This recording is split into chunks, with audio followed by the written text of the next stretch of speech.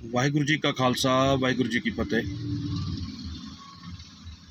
India का पड़ोसी देश चाइना, जो कि इंडिया को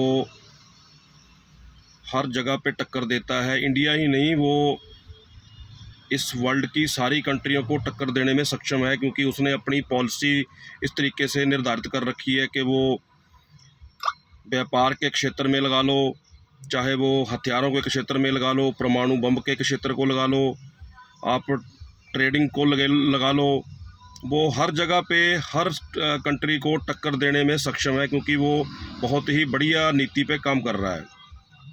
इंडिया के अंदर अगर कोई भी फेस्टिवल आता है, चाहे वो दीपावली हो, तो दीपावली का जितना सामान है सारे का सारा लाइटों का, वो चाइना से हमारे पास आता है।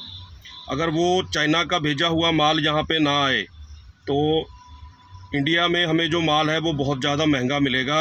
यहाँ 40-50 रुपये की जो हम अपने घरों में लड़ियाँ लगाते हैं, वो भी हमें महंगी मिलेगी। यहाँ प्लाईवुड जो है, प्लाईवुड भी सारा तकरीबन वहाँ से आ रहा है। और इसके अलावा जो भी फेस्टिवल रहता है, 15 अगस्त, 26 जनवरी, 2 अक्टूबर, होली, उसका जो भी फेस्टिवल रहता है, वो सारा सामान इन फेस्टिवल को मनाने का वो वहाँ से इंडिया में आता है और सस्ता प्रोवाइड होता है लोगों को। ये तो बात होगी व्यापार की। अब बात करते हैं कि इंडिया चाइना जो पॉलिसी के तहत काम कर रहा है, वो पॉलिसी बहुत ही बाकमाल और लाजवाब है। चाइना के और अरुणाचल प्रदेश के बॉर्डर पे, अरुणाचल प्रदेश का बॉर्डर पड़ता है और चाइना का जो वो एक शहर पड़ता है न्यंगची। चाइना वहाँ पे एक बहुत बड़ी नीति लागू कर रहा है, जो कि 19 जुलाई 2025 को चाइना के प्रधानमंत्री ने उसको मंजूरी दे दी है। हमारे विदेश मंत्रालय ने तो जनवरी में उसको मना कर दिया था, और इंडिया गवर्नमेंट ने भी मना कर दिया था कि वो बांध जो है आप मत बनाओ, हमें ऐतराज़ है। ऐतराज़ का कारण बाद में बताते हैं, पहले सुनिए वो बांध का क्या हिसाब किताब है।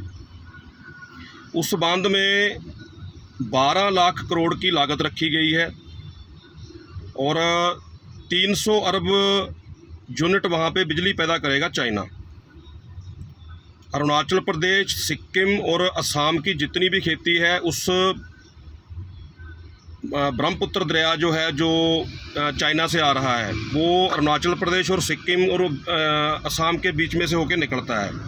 अरुणाचल प्रदेश और असम की जितनी भी खेती है, वो सारी ब्रह्मपुत्र दरिया से के ऊपर निर्भर करती है।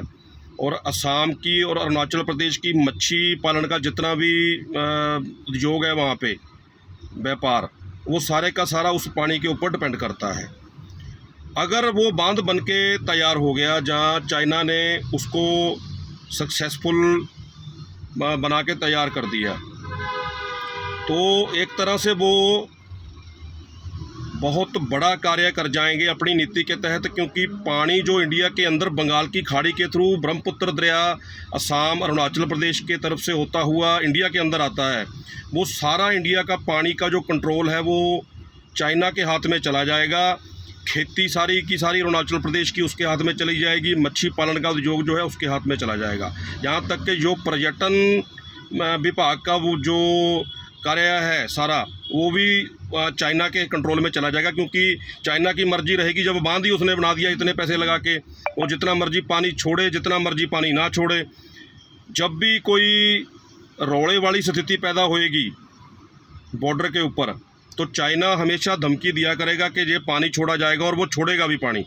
और जैसे ही वो पानी छोड़ेगा, बहुत सारा जो एरिया है इंडिया का वो अफेक्टेड रहेगा। बहुत नुकसानदायक बात रहेगी इंडिया के लिए। अब बात कर लेते हैं कि जी इंडिया के जो मंत्रालय हैं, जहाँ हमारे इंडिया के लोगों की जो सोच है, क्या उस लेवल पे काम कर रही है जहाँ पे चाइना काम कर रहा है। चाइना आज से 50-60 साल बाद की नीति को लेके चल रहा है कि 50-60 साल बाद क्या होने वाला है और क्या हमें करना है। अब चाइना की अगर हम बात कर ले, तो चाइना के पास इतने हथियार हैं, मिसाइलें हैं, ड्रोन हैं, व्यापार उसके हाथ में हो गया सारे का सारा, और भी वो मतलब कि काफ़ी सारी चीज़ों में इंडिया से और काफ़ी सारी कंट्रियों में आगे है। तो हमें देखना ये है कि क्या हम ऐसी कंट्रियों की सोच के ऊपर काम कर रहे हैं, हमारी सोच का लेवल क्या है।